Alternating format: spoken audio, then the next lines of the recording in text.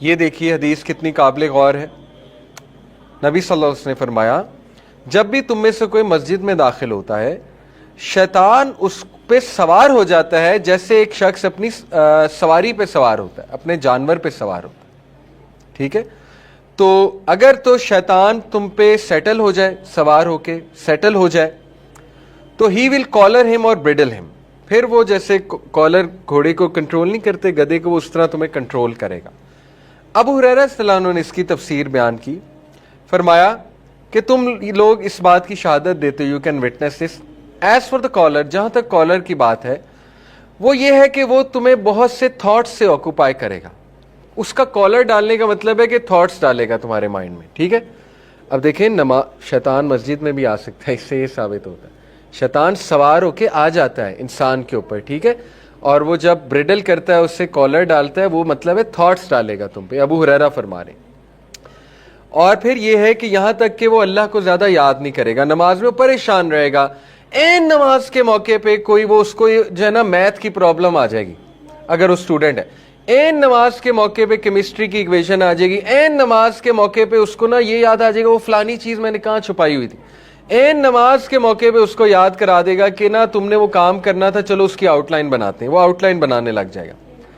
اس پہ ایک مزے کا واقعہ بھی ہے. امام مالک کے پاس ایک شخص آیا, کہتا ہے کہ امام صاحب میری ایک چیز تھی وہ میں نے کہیں رکھی ہے, میں بھول گیا ہوں کہاں رکھی ہے, بڑی قیمتی چیز ہے, تو مجھے بتائیں میں کیا کروں. امام صاحب بڑا حیران ہوئے, اس میں کیا اتنی نصیحت کروں, یہ تو ایک میموری کا ایشو ہے. تو بہرحال انہوں نے نصیحت کی, انہوں نے تھوڑا خاموش رہے, پھر کہا تو نہ ایسا کر تہجد پڑھ تو انشاءاللہ چیز مل جائے گی.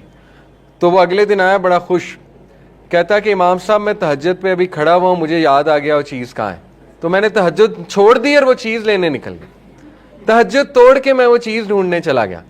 تو امام صاحب مسکرائے, کہتے اسی لیے تو یہ کہا تھا کیونکہ جب تو تہجد پہ کھڑا ہوگا شیطان فوراً یاد کرا دے گا وہ چیز کا, کیونکہ وہ نہیں چاہتا تو تہجد پڑھے. تو یہ ایک بڑا مزے کا واقعہ ہے. تو اس لیے نماز عین اس موقع پہ آپ کو چیزیں یاد آنے لگ جائیں گی. ٹھیک ہے, تو یہ اس کا کالر ہے, آپ اس پہ جہاد کرنی ہے. ٹھیک ہے, اسی طرح انہوں نے فرمایا ایز فار دا بریڈل, جہاں تک اس کے بریڈل کی بات ہے, his mouth will open but he does not remember اللہ. یہ ہے کہ وہ اللہ کو ہم تو بیان کر رہا ہوگا لیکن دل سے نہیں کر رہا ہوگا, یعنی کانشیس نہیں ہوگا, فوکس نہیں ہوگا. ثابت ہوا شیطان آتا ہے, اور یہ باقاعدہ ایک شیطان ہے, اس کا نام ہے خنزب. نبی اس نے نام بھی بتا دیا. ٹھیک ہے, حضرت عثمان بن عفان نہیں, ایک اور بھی ثابت ہے حضرت عثمان, انہوں نے شکایت کی تھی یا رسول اللہ کہ مجھے وسوسے بہت آتے ہیں. تو اللہ کے نبی صلی اللہ علیہ وسلم نے فرمایا تھا کہ یہ ایک شیطان ہے خنزب, جو خاص اس ٹائم پہ آتا ہے وسوسے ڈالنے کے لیے.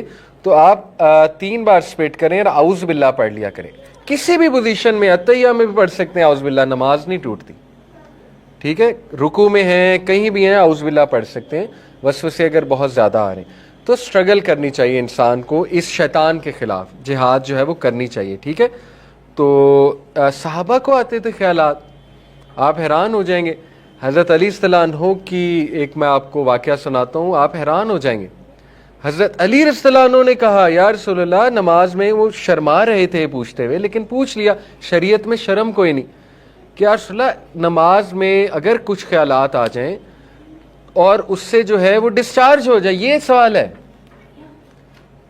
یعنی کہ اب آپ سمجھ گئے ہوں گے کہ سوال کیا ہے, مزی ڈسچارج ہو جائے, ایک ہوتا ہے منی, ایک ہوتا ہے مزی ڈسچارج ہو جائے, تو اس کا کیا معاملہ ہے. تو نبی نے فرمایا کہ وضو جو ہے وہ آپ پھر اس جگہ کو دھو لیجئے اور وضو کر لیجئے اگر ایسا ہو جاتا ہے.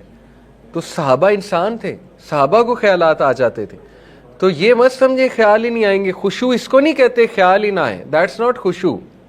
خشوع اس خیال آ رہے ہیں لیکن آپ فوکس کر رہے ہیں, دیٹ از خشوع. اوکے, یہ بات یاد رکھیں. اور